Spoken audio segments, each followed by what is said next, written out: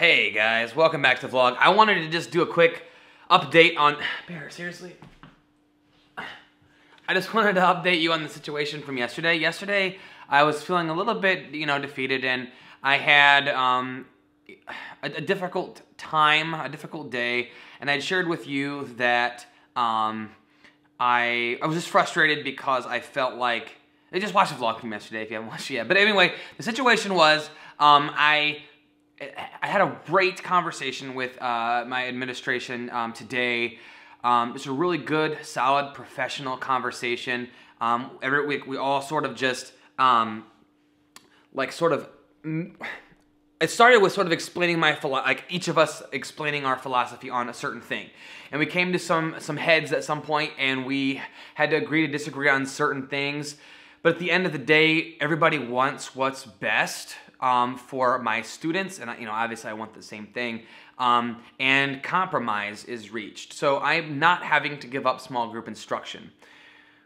But what I am doing is I'm doing my small group instruction in the morning, and in the afternoon will be focused more on high engagement, fun, whole group math activities. And you better believe I'm going to figure out a way to get small group instruction in there. Whether it's, I'm going to be incorporating at the end of the day, I guess center time, if you want to call it, for kindergarten, where there'll be a little bit of student choice, things like blocks and stuff like that. And the kids that I really have to differentiate for at this point of the school year are my super high kids. So I'm gonna figure out a way to squeeze in a lesson during that choice time. You better believe it. But any time as a teacher, seriously, okay. Anytime as a teacher you have something to share, or you have a need, or you have a problem or something that you need to express, it's very important that you let yourself be heard and that you talk about it. So I made sure to spend most of my prep time actually today having the conversation that needed to be had, and I just felt so good afterwards. And yesterday I was just upset, and I was,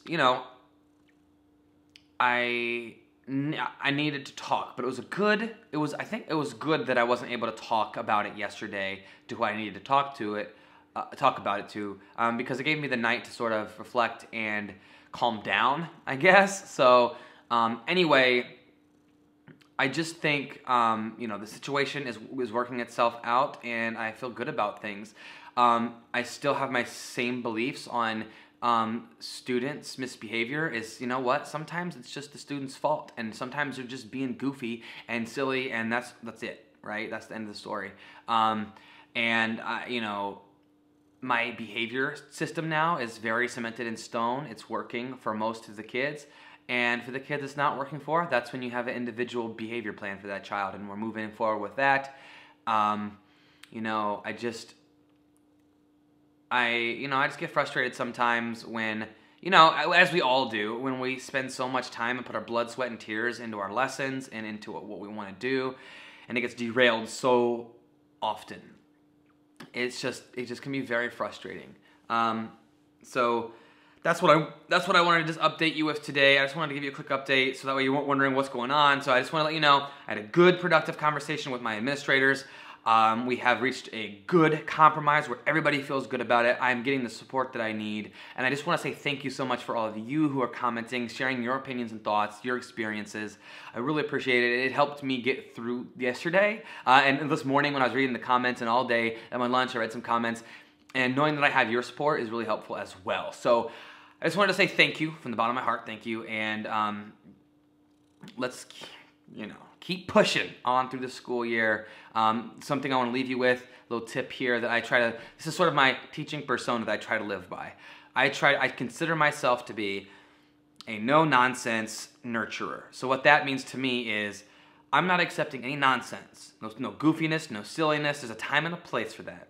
But I love you, right? I love the child. I need to let them know that I love them and I care for them, and that's why I am hard on them, or I guess strict. Warm, strict, if you will. But the no-nonsense nurturer means, you've got to listen to what I'm telling you. If you want, like today we had a water break. We took a water break after recess. And I told the kids, okay, everybody who goes and sits in their seat from recess, everybody who sits down in their seat with their tummy tucked, hands folded, voice quiet is going to get called for a drink of water. The reason behind this is I need to get their bodies calm before we go to music. I can't send a bunch of wild bodies into music, right? So I wanted them to get calm. And I had a student who just was not complying with those directions. And it wasn't just like talking a little bit. Like, he was being obnoxious about it. So when I didn't call him for water, he got upset. I said, if you want water, what do you need to do? I want to call you for water, but you're making it very hard for me right now because you're talking and you're being loud and you're not listening to my directions. And so I gave him one more chance, and he eventually complied. And as soon as he complied, boom, all right, go get your drink of water. So don't necessarily want to do that all the time, but at the same time, that's what we got to do. So love you guys. Thanks for watching. Thanks for supporting me. Find your gift, share it with the world, and remember, you are worth it. See you tomorrow.